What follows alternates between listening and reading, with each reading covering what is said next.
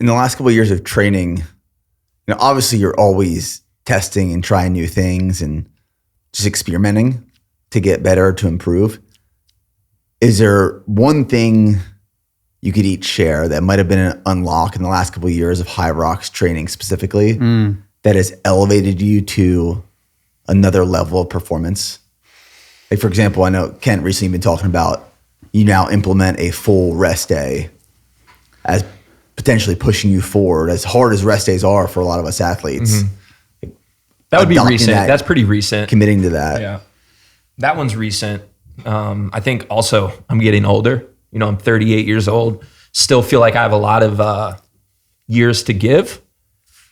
But we don't recover as fast as we did when we were in our 20s. So giving myself that one rest day, at least for me, is a way to let my body absorb the training as it's happening rather than waiting for a taper to just hopefully absorb the months and months of training.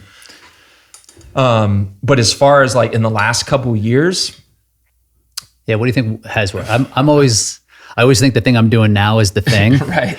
And so I have a hard time not like throwing out all the past stuff, but like looking back. Recency bias. Right. Totally. So I'm always like, but the proof is in the results. So yeah, what do you think in the like?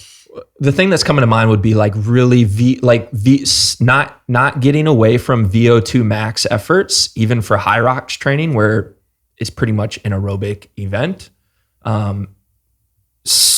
Still doing zone 5 efforts through metcons, whether that's machine. I mean, it could be machine work. It could be an EMOM. It could be anything, but not just staying in touch with that top end, like heart rate.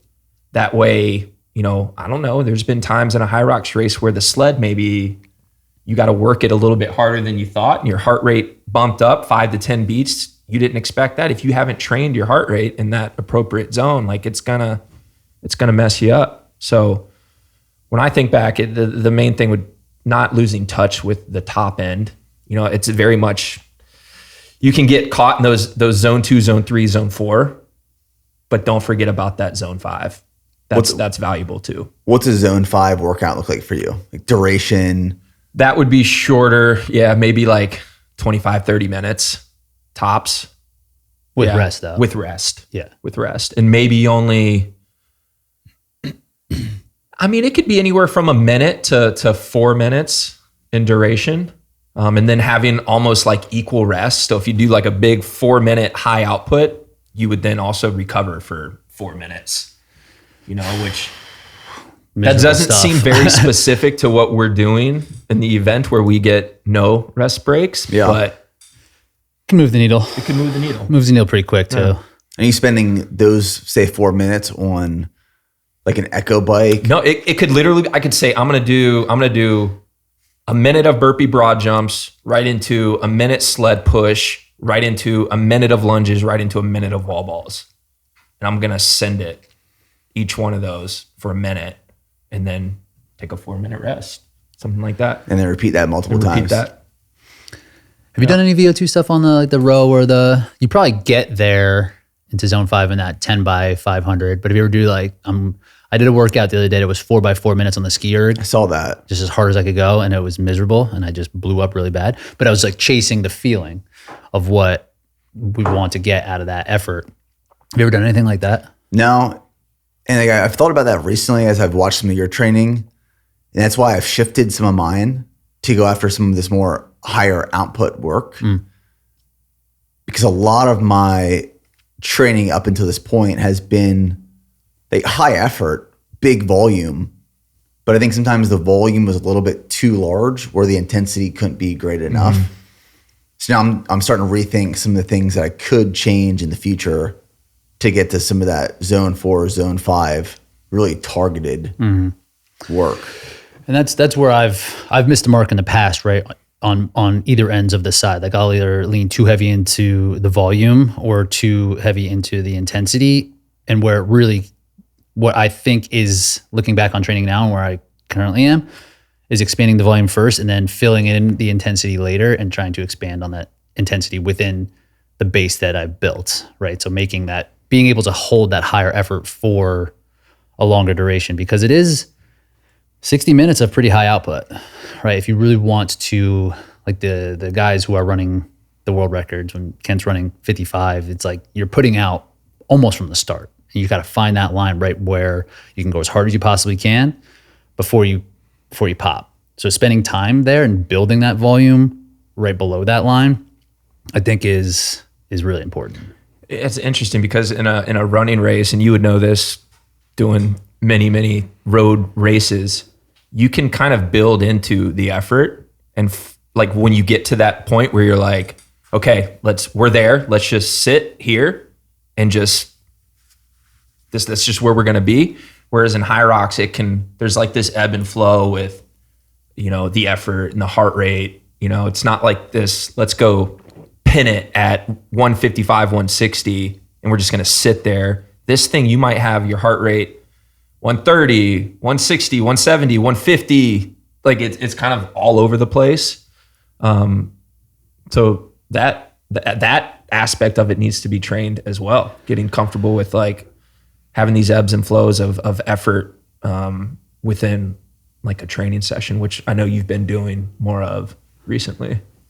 A buddy of mine once said that HYROX, it's an hour-long race, but it feels like the second hour of a 2-hour race, right? Yeah, there's no like gradually getting into it, like in an hour race or a half.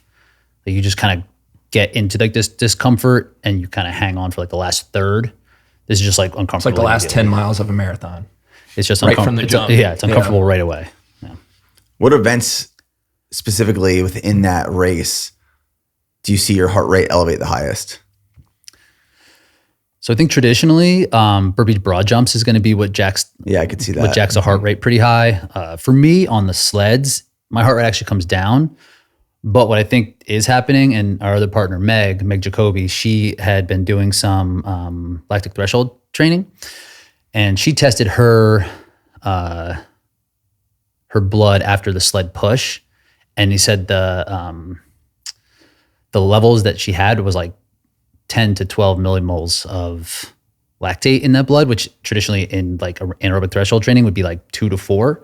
So she was like well beyond. Crazy. So it's not really adding up the way it would in traditional endurance, where your heart rate might go up, your effort goes up, and then the lactate levels go up. On the sled, you're slowing the heart rate down, but you're like where you're creating this like acidosis is isolated in your legs, right? So that pops really high.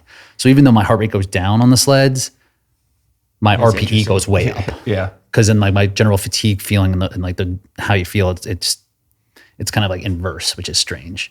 So I think by the time people get to burpee broad jumps after they do 2 sleds, now they're dealing with all this lactate and it's been 30 some minutes, I think that's where you really see like a big elevation in it. Right. Mm-hmm. And it's kind of like what I talked about in the podcast with you guys on your podcast is not what I'm nervous for, but what I'm anticipating is just figuring out how to pace this race appropriately based off of changes in heart rate and efforts between running and the stations, and just like figuring that out in my first competition, I think is going to be my biggest learning curve. Mm-hmm. And you coming from, doing your marathon where you're hitting 550 splits or whatever, just like mile after mile. Don't be as conservative as maybe you think you need to be. Mm-hmm. That would be... Just send it, dude. Just go for it. I'm going to send it. Just go for it, Definitely man. send it. I'm excited about that. Yeah. What do you think you're going to ski? Are you ready to talk strategy about this thing? Ski is a trap too, by the way. The ski can be a trap. In what way? You're feeling good and you can just kind of go harder than you probably should. I think you were telling me to do 10 seconds greater than my 500 meter 2K effort. Yeah. 2K plus 10 would be safe.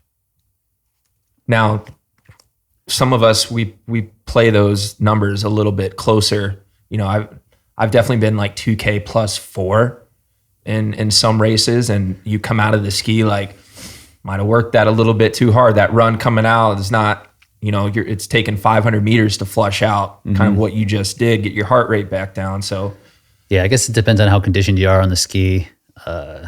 because 2K plus 4 would be aggressive. It's doable. The top dudes.